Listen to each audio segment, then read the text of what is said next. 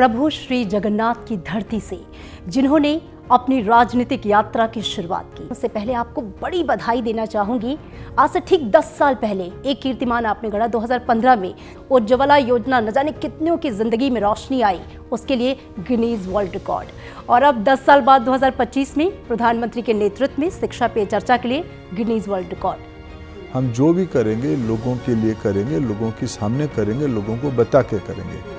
आपने नई शिक्षा नीति को राष्ट्रीय पुनर्जागरण क्यों बताया है? 21वीं सदी में भारत को आगे ले जाने के लिए शिक्षा ही, ज्ञान ही एक प्रमुख रास्ता है, प्रमुख माध्यम है। विशेष करके इसकी जो सबसे बड़ा स्टेक होल्डर है, स्कूली बच्चे, कॉलेज के बच्चे, नौजवान उसके साथ खड़े दिख रहे हैं। एनसीईआरटी में इतिहास के बहुत से पन्नों को बदला जा रहा है। इतिहास हमारी दर्पण है। अगर आप दर्पण को सामने रखोगे तो आप भविष्य में आगे चल पाओगे।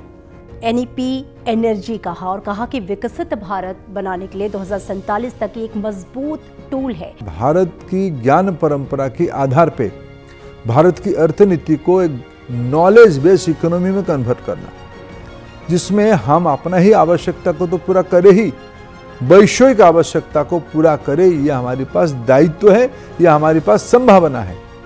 यह विषय को सटीक रूप में NEP ने वर्णन किया है। उसी को मैंने इसलिए कहा कि NEP एनर्जी है। ये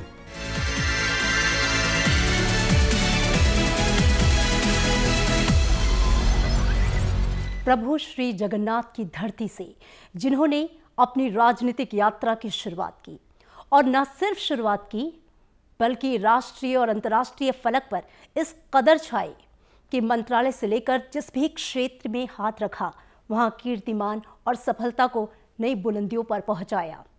2004 में आप पहली बार सांसद बने। उसके बाद आपने पेट्रोलियम मंत्रालय संभाला, स्टील मंत्रालय संभाला, स्किल मंत्रालय संभाला और मंत्रालय के कामकाज को एक नई बुलंदियों पर पहुंचाया। पार्टी और संगठन के काम को आप बखूबी निभाते हैं और इसके बावजूद खुद को एक साधारण सा कार्यकर्ता बताते हैं।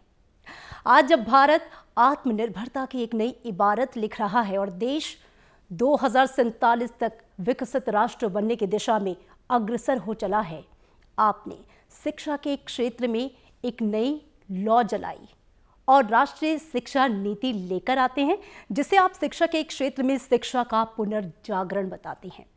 नमस्कार, बहुत स्वागत है आपका संसद टीवी में और मैं हूं आपके साथ अमृता चौरसिया। आप समझ गए होंगे मैं किसकी बात कर रही हूं। जी हां, नन ऑफ देम, केंद्रीय शिक्षा मंत्री भारत सरकार श्री धर्मेंद्र प्रधान जी। सर, बहुत स्वागत है आपका संसद टीवी में। नमस्कार। और आपके साथ मैं साक्षात्कार की शुरुआत करूं, अपने प्रश्नों को लेकर आगे बढ़ूं से पहले आपको बड़ी बधाई देना चाहूंगी। आज से ठीक 10 साल पहले एक कीर्तिमान आपने गढ़ा। 2015 में जब पहल स्कीम के लिए उज्ज्वला योजना न जाने कितनों की जिंदगी में रोशनी आई, उसके लिए गिनीज वर्ल्ड रिकॉर्ड। और अब 10 साल बाद 2025 में प्रधानमंत्री के नेतृत्व में शिक्षा पे चर्चा के लिए गिनीज वर्ल्ड रिकॉर्ड। ये उपलब्धि बहुत कुछ कहती है। सर, आपको बधाई, कुछ कहना चाहेंगे? धन्यवाद अमृता जी, आपने एक विषय से इसे शुरुआत कर रहे हैं जो हमारी सरकार के एक चरित्र बना हुआ है। पारदर्शिता प्रधानमंत्री नरेंद्र मोदी जी की वचन था देश के सामने 2014 में। हम जो भी करेंगे लोगों के लिए करेंगे, लोगों के सामने करेंगे, लोगों को बता के करेंगे। हमारी गवर्नेंस मॉडल में पारदर्शिता एक स्वभाव बन चुका है।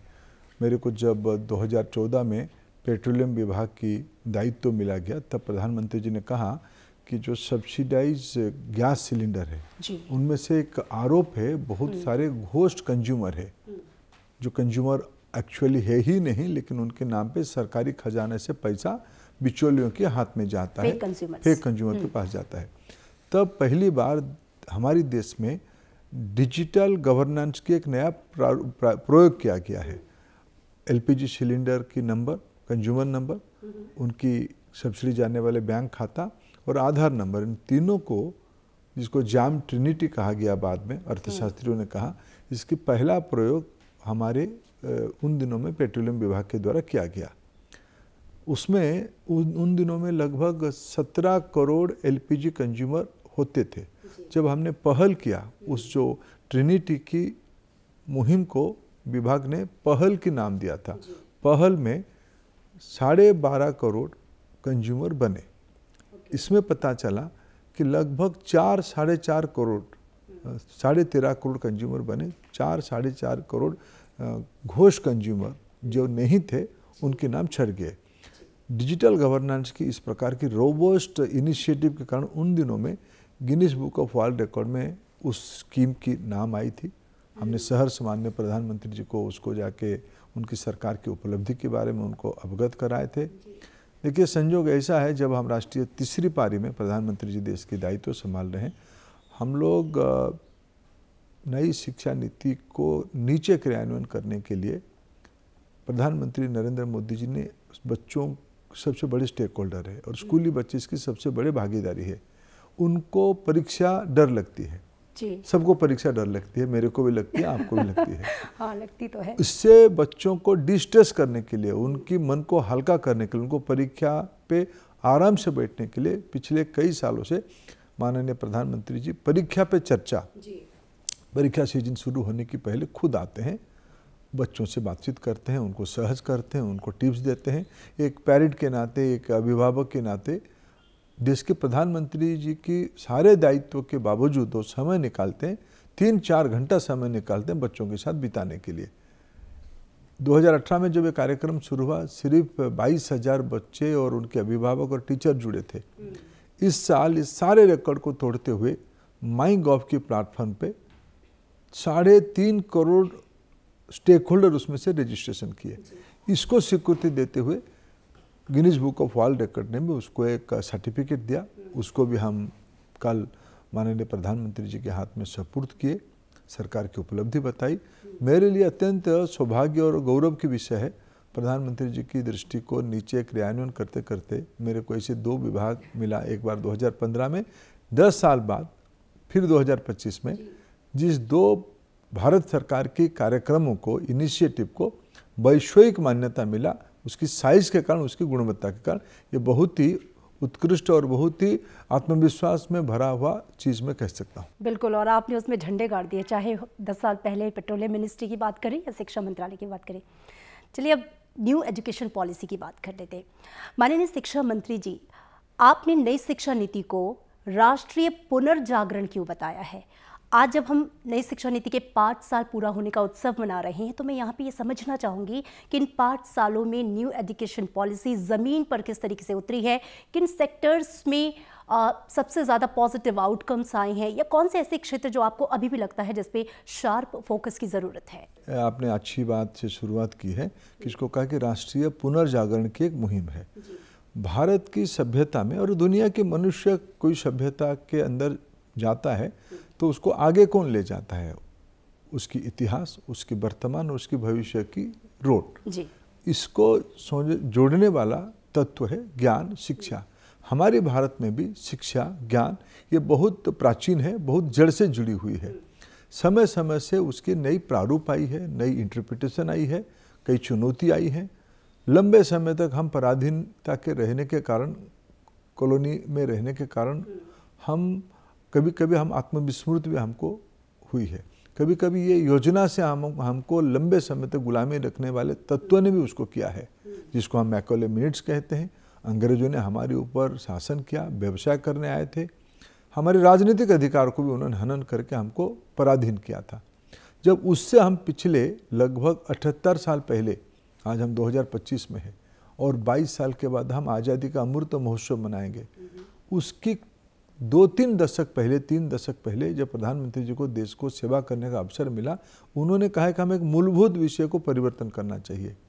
मैं ये नहीं कहूँगा पिछले 78 साल में भारत की शिक्षा प्रणाली भारत की ओर नहीं बढ़ी, लेकिन कई बाधाएं आई, कई प्रकार की फिर षड्यंत्र की शिकार होना पड़ा।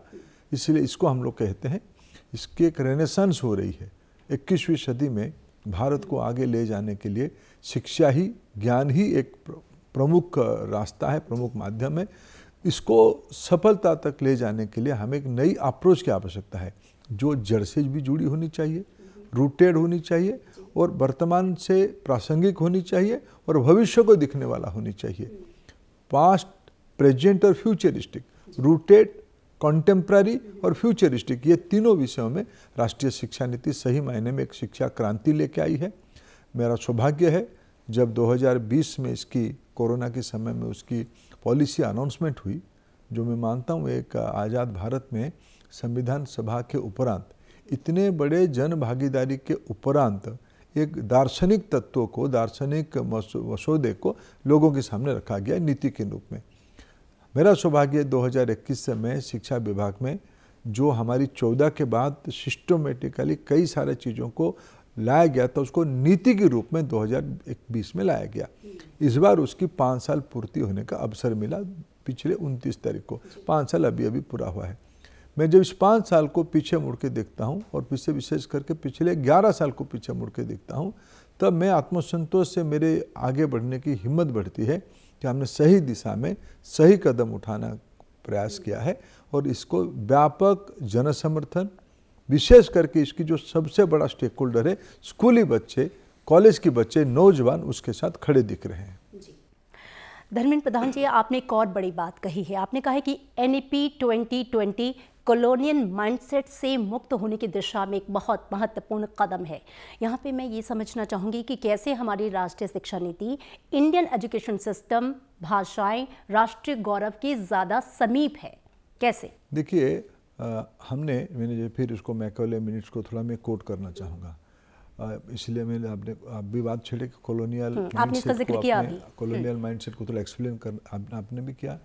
देखिए, 1835 में अंग्रेजों ने जो कमेटी बनाई थी मैकॉले महोदय के नेतृत्व में, उन्होंने कहा था भारत को लंबे समय तक गुलामी में रखना है, पराधीन रखना है, उसकी अर्थनीति को अपने कब्जे में रखना है और राजनीति को हमारे हाथ में रखना है। तब भारत की कुछ बुनियादी चीज़ों को तोड़ना पड़ेगा, डिस्टॉर्ट करना पड़ेगा। वो था भारत की ज्ञान परंपरा, Indian knowledge system, Indian education system, जो अपने आप में परिपूर्ण था। सदियों पहले हमारे वहाँ नालंदा था, विक्रमशिला था, तक्षशिला था, पुष्पगिरी था। भारत में एक उत्कृष्ट शिक्षा प्रणाली थी। भारत की अर्थनीति वैश्विक अर्थनीति के एक प्रमुख अंशीदार था, स्टेक होल्डर था। भारत की कला, साहित्य, संस्कृति, इसकी अगर हम लोग आज इसी समय में उसके प्रमाण ढूंढे तो हमारे देश में सभी प्रांतों में उसके वैज्ञानिक प्रमाण मिलते हैं। कहीं बड़े बड़े मंदिर मिलते हैं, वो सारे मंदिर को आप आकार से देखो, सिर्फ आकार नहीं है, उसमें विज्ञान भरा हुआ है, उसमें संस्कृति भरा हुआ है, उसमें से हमारी उस समय की संपन्नता की प्रतिफलन है। हमारी साइंस को देखिए, भारत की सुस्त रहने की एक बहुत बड़ी इंस्ट्रूमेंट है भारत की चिकित्सा प्रणाली। भारत की सहज जीवन में जो चिकित्सा के प्रति हमारी अप्रोच है, हम लोग रिएक्टिव हेल्थ ट्रीटमेंट की विश्वासी नहीं है, हम लोग प्रिवेंटिव रिएक्टिव, क्यूरेटिव नहीं, प्रिवेंटिव हेल्थ केयर की विश्वासी है। हमारी एक जीवन शैली है, हमारी एक सारे चीज़ों के एक दर्शन है जिसको हम आध्यात्मिकता के साथ जोड़े हैं। ये सारा विषय हमारे इस सारे को अगर सामूहिक रूप में हम देखें, इसको हमें भारतीय शिक्षा प्रणाली या परंपरा कहें। कॉलोनियल अप्रोच के कारण इसमें हमारी एक बाधा आई थी। 47 के उपरांत हम लोगों ने उसके ऊपर नई सोच शुरू की। उन दिनों में सर्वपल्ली राधाकृष्णन जी, बाबू राजेंद्र प्रसाद जी, इस प्रकार के महानुभवों ने, उसकी आज़ादी के पहले श्री अरविंद, विवेकानंद जी, रविन्द्रनाथ टैगोर, स्वयं महात्मा गांधी जी ने, या तिलक जी ने, या गोखले जी ने, ये सारे लोगों ने भारत आज़ाद होने के बाद शिक्षा कैसे होनी चाहिए उसकी कल्पना क्या है, श्री वर्णना क्या है। श्री अरविंद जी की एक इंटीग्रल एजुकेशन प्रणाली बनी। महात्मा गांधी जी ने नई तालीम की नाम पे कल्पना की। गुरु रविंद्रनाथ ठाकुर जी ने शांति निकेतन प्रतिष्ठा करके एक मॉडल एजुकेशन सिस्टम लाए, जिस सिस्टम में भारतीय परंपरा के आधार पर रोजगार की, सभ्यता की, संस्कृति की, साहित्य की वाचन किया गया है। सारे मॉडल्स हमारे सामने। नई शिक्षा नीति ने ये सारा विषय को, मैं एक शब्द कुछ समय पहले कहा, हमें सिर्फ इस विषय पर अटकना नहीं कि हमारा वहाँ कभी अच्छा था, हमें उस सारे गौरवशाली परंपरा का मूल्यों को याद करना पड़ेगा, लेकिन अभी उसको कॉन्टेम्पररी समय में उसको प्रासंगिक करना पड़ेगा, रिलेवेंट करना पड़ेगा कि अभी क्या है। अभी हम AI के बारे में बात करते हैं, हमारी टेक्नोलॉजी के बारे में बात करते हैं, हमारी ग्लोबलाइजेशन के बारे में बात करते हैं, आज हम सस्टेनेबिलिटी के बारे में बात करते हैं।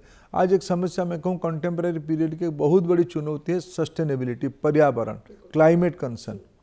ये सारा विषय में सदियों से भारत की शिक्षा प्रणाली में, जीवन प्रवाह में हमारी कुछ सोच है, वो हमारे रूट है। अभी हमारी चुनौती है ये दोनों को मिलाते हुए हम भविष्य कैसे बनाएं। हमारे बच्चों की जिम्मेवारी कैसे हम बढ़ाएं। आज तो हमारी भारत के पास आवश्यकता है कि हम वैश्विक नागरिक बनाएं, ग्लोबल सिटीजन बनाएं। ये हमारी परिकल्पना है। कॉलोनियल पीरियड की शिक्षा प्रणाली से कोई स्वाभिमान बिना हम ये सारा विषय को कर नहीं सकते हैं। हम अपने ही विषय में गौरवान्वित होते हुए ये सारा विषय को हम भविष्य की ओर ले जाएंगे। यही है हमारी डीकोलोनाइजेशन। इसके लिए हमारी भाषा, हमारी मूल्य, हमारी पद्धति बहुत महत्वपूर्ण, हमारी संस्कृति और हमारा इतिहास भी, जिसको सही तरीके से जानना बेहद ज़रूरी है, क्योंकि भारत तो वैसे भी प्रकृति का पूजक रहा है। यहाँ पर इसी से जुड़ा एक सवाल और भी कि एनसीईआरटी में इतिहास के बहुत से पन्नों को बदला जा रहा है।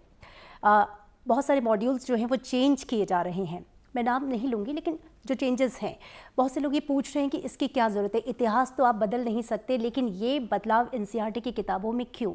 शिक्षा मंत्री जी से सवाल। देखिए, इतिहास को कोई नहीं बदल सकता है। इतिहास हमारी दर्पण है। अगर आप दर्पण को सामने रखोगे तो आप भविष्य में आगे चल पाओगे।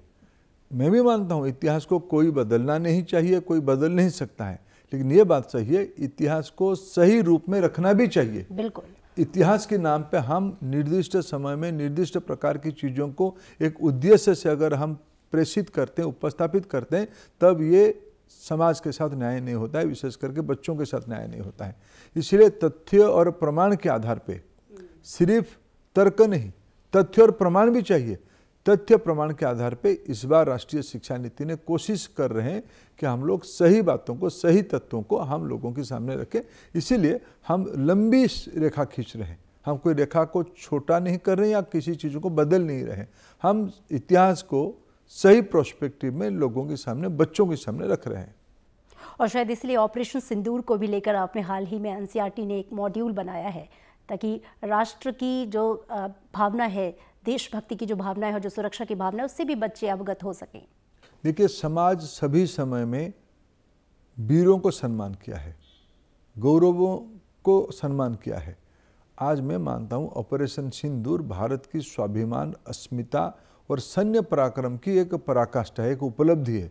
मैं निश्चित रूप में भारत की नई पीढ़ी की बच्चे इस विषय को जाने, उसकी पृष्ठभूमि जाने, उसके कारण जाने, उसकी समय में क्या क्या किया गया है, उसकी रणनीति क्या रही है, उसकी उपलब्धि क्या हुई है, इसको विश्व कैसे दिखता है, ये सारा विषय के बारे में ऑपरेशन सिंदूर की गौरवान्वित करने वाले जो विषय है, उसको हम बच्चों को निश्चित रूप में पढ़ाना चाहेंगे।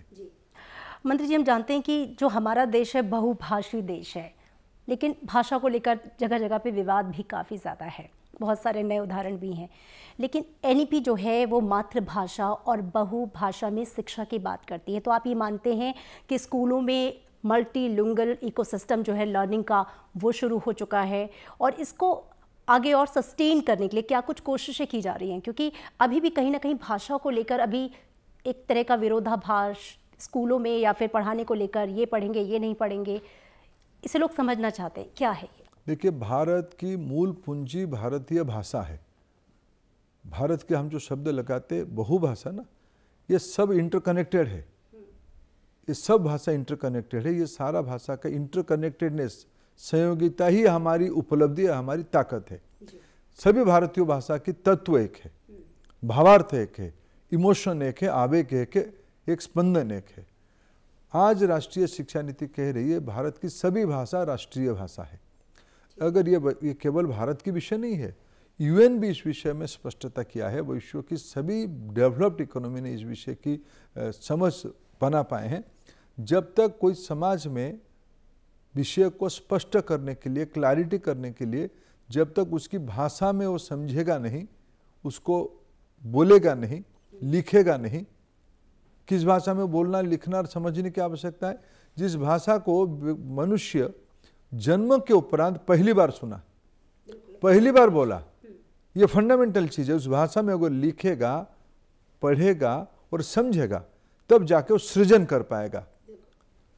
ये किस भाषा में कर पाएगा? मनुष्य की स्वभाव है, उसकी जो माँ बोलती है भाषा, जो घर में बोलने वाले भाषा, जो स्थानीय समाज बोलने वाला भाषा, वही उसकी मातृभाषा है, वही उसकी स्थानीय भाषा है।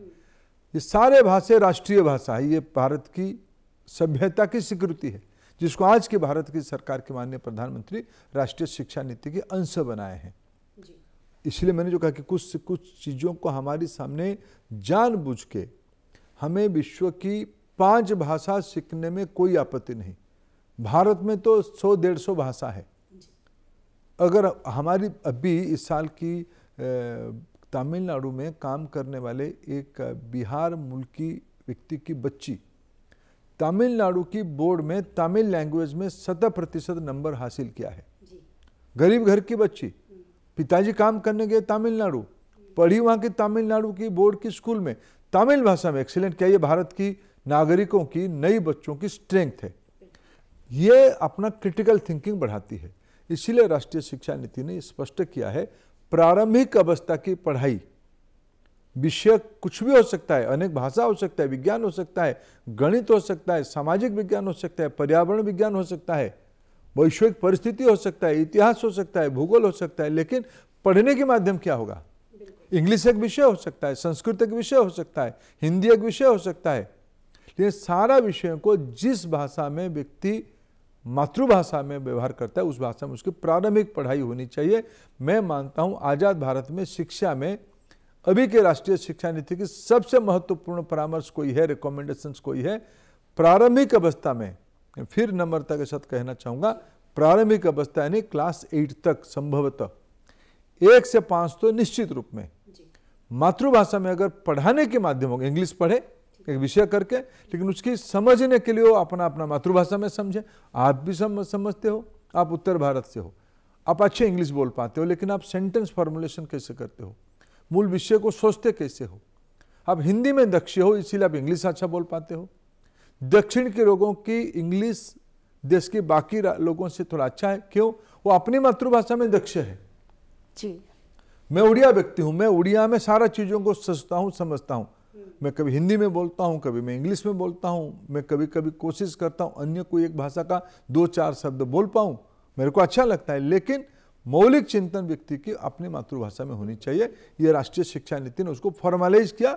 इसको यूएन जैसे ग्लोबल फोरम ने भी इसी को मल्टीलिंग्वलिज्म कहा है। भारत में अनेक भाषा कहा जाता है, सबके अपने अपने संपर्क है, सभी भारतीय भाषा, इसके अंतर संपर्क को एनईपी ने स्वीकार किया है। ठीक है, एनईपी फाउंडेशनल लर्निंग पे बहुत ज़्यादा जोर देता है। हम निपुण भारत मिशन की अगर बात करें, जिसके 4 साल पूरे हो चुके हैं, ये गेम चेंजर माना जा रहा है अर्ली लर्निंग पूरे जो सिस्टम में। इसका जो निर्धारित समय है 2027 तक, क्या आपको लगता है कि इससे आगे भी इसको आप लोग कैरी फॉरवर्ड करेंगे, ताकि पढ़ने लिखने और गणना करने की जो बुनियादी समझ है वो हमारे बच्चों में विकसित हो सके? देखिए अमृता जी, ये एक निश्चक सत्य को सामना करने के लिए आपने इसको छेड़ा है। अभी मैं आपको इसके ऐतिहासिक विषय बताता हूँ। श्री अटल बिहारी वाजपेयी जी हमारे नेता प्रधानमंत्री जब बने 98 में, तब उनके सामने विषय आया कि भारत के कितने बच्चे स्कूल में हैं। तब एक अनुमानिक आया कि आधे से अधिक बच्चे स्कूल में ही नहीं है। जिस उम्र में उनको स्कूल जाना चाहिए उस समय में स्कूल में ही नहीं है। इसलिए उस समय में सर्व शिक्षा अभियान की मुहिम चली, चलो स्कूल चले। खुद अटल जी अपील किए थे लोगों को। तब सर्व शिक्षा अभियान के नाते भारत सरकार एक स्कीम लाई, सर्व शिक्षा अभियान स्कीम। उसमें आर्थिक मदद भारत सरकार ने किया। उससे उस पहल के कारण उसकी पहले 98 तक देश में 5 दशक आज़ादी को हो चुका था। उसके बाद भी आधे बच्चे स्कूल में नहीं थे। मैं निरक्षरता की उल्लेख नहीं करूंगा, मैं जो जाना चाहिए स्कूल के बच्चे, तो जो शासन प्रणाली जिनके हाथ में था उन्होंने अच्छा किया होगा, लेकिन स्कूल बच्चे आधे नहीं थे। अटल जी की पहल के कारण वो बच्चे आज लगभग 70%, 2000 से आगे, जब हम 2014 में आए, माननीय प्रधानमंत्री देश की दायित्व संभाले, तब तक लगभग 100% प्रारंभिक अवस्था में एंट्री हो जाती है। ग्रॉस एनरोलमेंट रेशियो 100% है। लेकिन एक चुनौती हमें भी ध्यान में आया, जिसके लिए प्रमुख एनईपी की कल्पना की गई, नई अप्रोच को सामने लाया गया, नई पेडागोजी के बारे में सोचा गया। वो है बच्चों की लर्निंग आउटकम। क्या सीख रहे हैं, आ तो गए, लेकिन क्या सीख रहे हैं, कितने सीख पा रहे हैं। देश की कई प्रकार की समीक्षा उसके ऊपर होती है। इसमें थोड़ा चिंता जताने लायक विषय 2014 में हमें ध्यान में आया। इसीलिए धीरे धीरे सर्व शिक्षा को प्रधानमंत्री नरेंद्र मोदी ने नई स्कीम में परिवर्तित किया। उसका नाम है समग्र शिक्षा। सभी लोगों को लर्निंग आउटकम के साथ जोड़ा जाएगा। एनईपी इसीलिए उसमें जोर दिया है निपुण भारत बनानी है। फाउंडेशनल लिटरेसी एंड न्यूमरेसी में संख्या और शब्द की समझ परफेक्ट हो, सटीक हो, इसके लिए निपुण भारत स्कीम चलाई गई। उसको 4 साल 2021 से शुरू हुई, 4 साल अभी पूरा हो रहे हैं।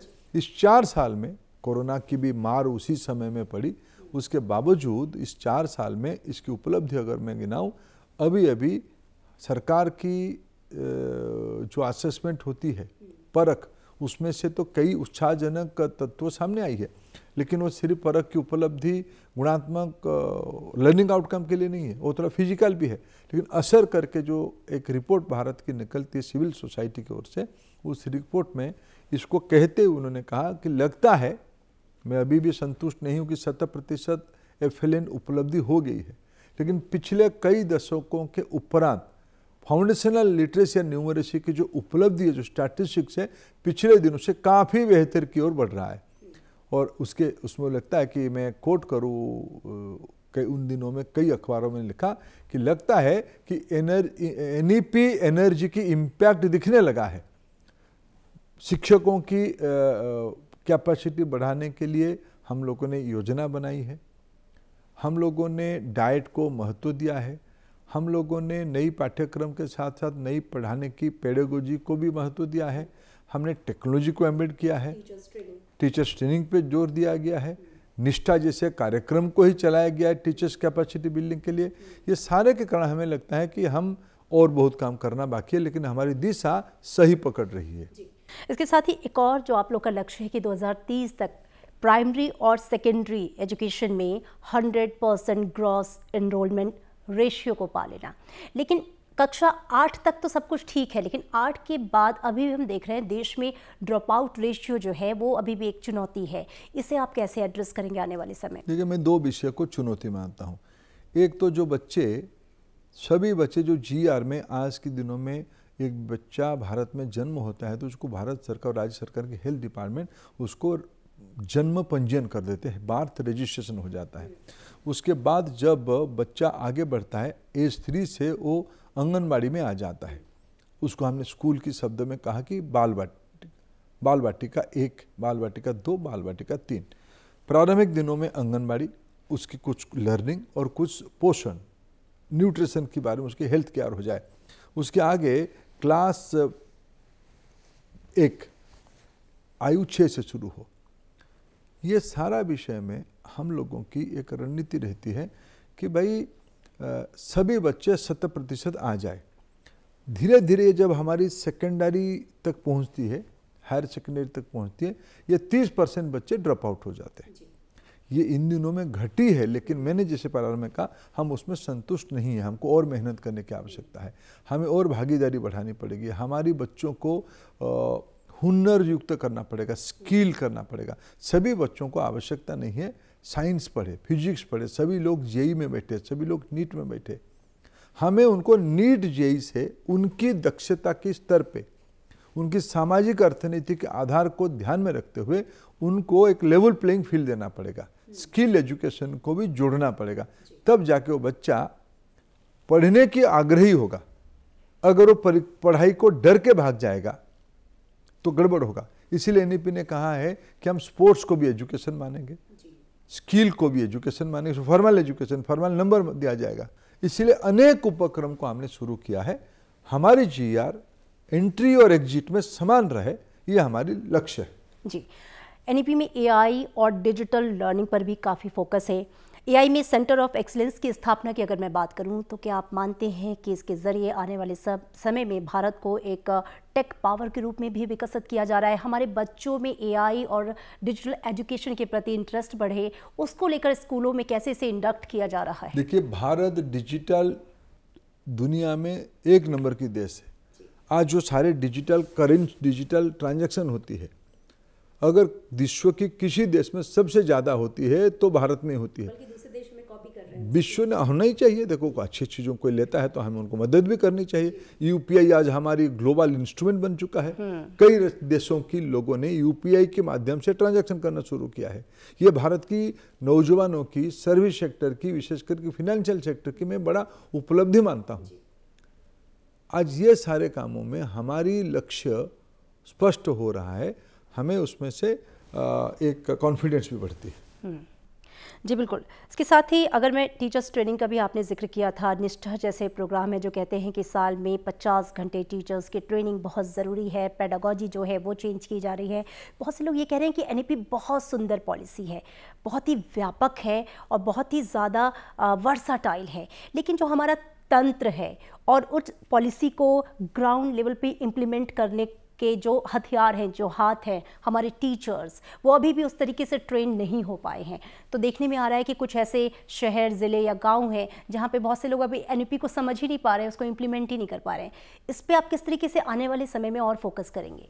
देखिए अमृता जी, मैं बड़ी नम्रता के साथ इसी विषय में मेरा अनुभव कुछ अलग है। मैं अभी पिछले सप्ताह मैं श्रीनगर की एक गांव में था, एक छोटी श्रीनगर की बाहर थोड़ा एक गंडरबल करके अलग जिला है, वहाँ में था।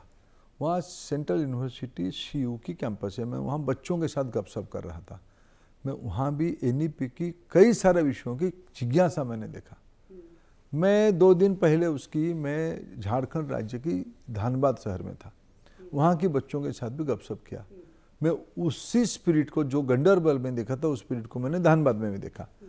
मैं आज देश भर में कहीं भी जाता हूं और किसी का भी ये अनुभव हो सकता है, एनईपी की समझ बढ़ी है, एनईपी के बारे में आकर्षण बढ़ी है। हमारे सामने दायित्व है कि इतना मल्टी डायमेंशनल है, इतना व्यापक, इतना नित्य परिवर्तनशील है। कई सारे आज कोई भी टेक्नोलॉजी 15 दिन से पीछे हो जाता है, 15 दिन के बाद वो पुरानी हो जाती है, नई चीज़ आ जाती है। इस सारे फास्ट फ्रीक्वेंसी में चलने वाले दुनिया को हम एक कंटिन्यूटी के साथ कैसे स्टेबलाइज किया जाए, कैसे उसको स्थिरता के साथ ज्ञान प्रवाहित किया जाए, यह हमारे सामने चुनौती है। मैं लेकिन इसके एक सफल प्रयास को निरंतर करने के कारण करते हुए हम उसको संभाल सकते हैं। जी, ये जो 14,500 से अधिक पीएम श्री स्कूल जो हैं, क्या ये स्कूल जो है एक रेप्लिकेबल मॉडल बन रहे हैं? इन स्कूलों को आप कैसे देख रहे हैं? और इसके साथ ही एक और क्वेश्चन में जोड़ देती हूँ कि हायर एजुकेशन की अगर हम बात करें, IIT, IIM जैसे संस्थान अब विदेशों में अपने कैंपसेस खोल रहे हैं, विदेशी यूनिवर्सिटीज़ जो हैं वो हमारे देश में आ रही हैं। NEP डे के दिन हमने देखा अपने MOUs जो हैं कई देशों के साथ साइन किए हैं। क्या इस अप्रोच के साथ, इस विज़न के साथ भारत आने वाले टाइम में ग्लोबल एजुकेशन हब के रूप में बन रहा है और परिवर्तित हो रहा है? देखिए, भारत विश्व के लिए एक ज्ञान केंद्र बने, एजुकेशन नॉलेज डेस्टिनेशन बने। जो भारत में आखिर नालंदा में विदेश के विद्यार्थी तो पढ़ते थे ना, चाइनीज थिंकर परिव्राजक हुएनसांग तुंग भारत तो परिदर्शन किए ही थे ना। भारत की जितने पिछले कम से कम 1000 साल में भारत में जितने लोग आए हैं, कुछ लोग आए हैं भारत के संसाधनों को आक्रमण लूटने के लिए, लेकिन बहुत सारे लोग आए भारत के ज्ञान को आकर्षित होकर अर्जित करने के लिए आए हैं। इसलिए भारत में globalisation on education is a old practice. आज के समय में हम कैसे, आज हमारे देश के कई बच्चे बाहर जाते हैं पढ़ने के लिए। विश्व की परिवर्तित सामाजिक राजनीतिक परिस्थिति में भारत एक सटीक स्थान बने, एनईपी उसके लिए कई काम कर रहा है। इसके लिए हम लोगों ने हमारे संस्थानों की गुणवत्ता बढ़ाना, जो भारत की बाहर से भी विद्यार्थी आए, भारत की जो बच्चे बाहर जाना चाहते हैं उनको मन कम से कम, हमारे वहाँ तो इतने अच्छे कॉलेज स्कूल हो गए, हम बाहर क्यों जाएं? इसको भी हमारी दायित्व है। हम विश्व स्तर की अच्छे इंस्टीट्यूशंस को भारत भी लेके आए, तो बच्चे बाहर ना जाए, यहीं पढ़ें। आज मैं आपको सुखद सूचना दूं, एनईपी को इम्प्लीमेंट करते हुए आज भारत की उच्च शिक्षण संस्थान में विदेशी विश्वविद्यालय को अनुमति देने की नीति बनाई दिया गया है। उसके कारण अभी 15 वैश्विक यूनिवर्सिटी जिनकी QS रैंक में अच्छी स्थिति है, 200 के अंदर रहने वाले, ग्लोबल रैंकिंग में 200 के अंदर रहने वाले लगभग 15 संस्था और 5 संस्था और पाइपलाइन में, आउटर पाइपलाइन में आज भारत को आने के लिए आकर्षित है। यह भारत की एक उपलब्धि में मानता हूँ। जी बिल्कुल।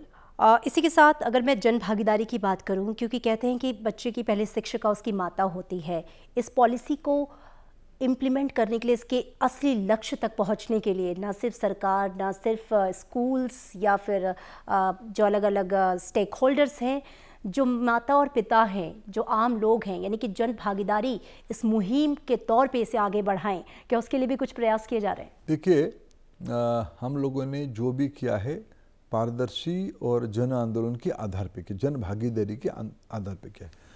मैं पिछले 11 साल में एक हमारी सरकार की कुछ चरित्र बताऊं तो इसकी उत्तर आप ठीक से समझ पाओगे। हमने कहा था कि हमारी सरकार चलाने के लिए मंत्र है सबका साथ, सबका विकास, सबका विश्वास। इसमें कोई वर्ग नहीं था, सब थे, सब यानी 100% सबका। हम कोई मिनिमल और सेगमेंट या आइसोलेटेड ग्रुप की सरकार नहीं है। हमारे दायित्व प्रजातंत्र में सभी लोग हमको वोट देंगे ऐसा नहीं है। बहुमत के आधार पे जब हमको सेवा की दायित्व मिलती है, सभी लोगों को दायित्व लेना हमारी ये प्रजातांत्रिक दायित्व बनती है, ये हमारा धर्म है। इसीलिए आज हम किसी चीज़ों को आइसोलेशन में नहीं दिखते हैं, सभी को एक होलिस्टिक उपाय में दिखते हैं। हमारी जो समाधान की रास्ता है सबके लिए है।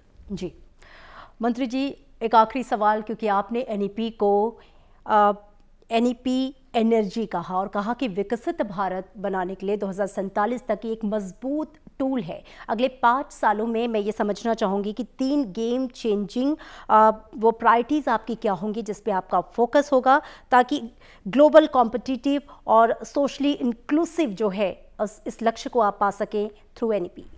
देखिए, भारत आने वाले 25 साल तक, देखो जो पीरियड आगे 2 दशक और 2.5 दशक है ना, ये बहुत महत्वपूर्ण है। आने वाले 2025 से 50 के अंदर 2047 आएगा, जो 25 साल के अंदर 22 साल के बाद इस देश की आज़ादी का शताब्दी हम लोग मनाएंगे। आज जो बच्चा 10 साल में स्कूल में है, वो 22 साल के बाद 32 साल का हो जाएगा। शायद वो देश की सर्वश्रेष्ठ नेतृत्व करने वाला व्यक्ति भी हो सकता है, सभी दिशा में, केवल राजनीति में नहीं, सभी दिशा में वो उसकी नेतृत्व वहाँ तक आ जाएगी। यार 2050 तक को विश्व को भी प्रभावित करने वाला अभी भी हम करते हैं हमारे नौजवान, लेकिन और फोकस हो जाएगा। उस समय में हमें इसको प्राप्ति कैसे करना है, प्राप्ति करने का एकमात्र रास्ता भारत की ज्ञान परंपरा के आधार पे भारत की अर्थनीति को एक नॉलेज बेस्ड इकोनॉमी में कन्वर्ट करना, जिसमें हम अपना ही आवश्यकता को तो पूरा करें ही, वैश्विक आवश्यकता को पूरा करें। यह हमारे पास दायित्व है, यह हमारे पास संभावना है। यह विषय को सटीक रूप में एनईपी ने वर्णन किया है। उसी को मैंने इसलिए कहा कि एनईपी एनर्जी है। ये मैं विश्व की आवश्यकता को पूरा करना, ये तब पूरा हो पाएगा कि भारत स्वयं संपूर्ण होगा, आत्मनिर्भर होगा, स्वाभिमानी होगा। इसलिए शिक्षा ही सभी विभाग की मातृशक्ति है, शिक्षा ही मदरशिप करती है। Education is the mothership of every department, सभी आयामों की ये संगम स्थल। इसलिए शिक्षा को महत्व देने से, जोर देने से, भारतीयता के आधार पे वैश्विक स्तर तक उसको ले जाने से ही जाके हम समाधान दे पाएंगे। बिल्कुल धर्मेंद्र प्रधान जी, जिस सोच और जिस अप्रोच के साथ आप लोग आगे बढ़ रहे हैं, हम ये पूरी उम्मीद ही नहीं करते, पूरे विश्वास के साथ कह सकते हैं कि 2047 तक विकसित राष्ट्र बनाने में जिस तरीके से आपने एनईपी को एनर्जी कहा है, वो निश्चित रूप से एक बहुत ही बड़ा हथियार यानी कि एक टूल साबित होगी। संसद टीवी से बातचीत करने के लिए आपका बहुत बहुत शुक्रिया धर्मेंद्र प्रधान जी।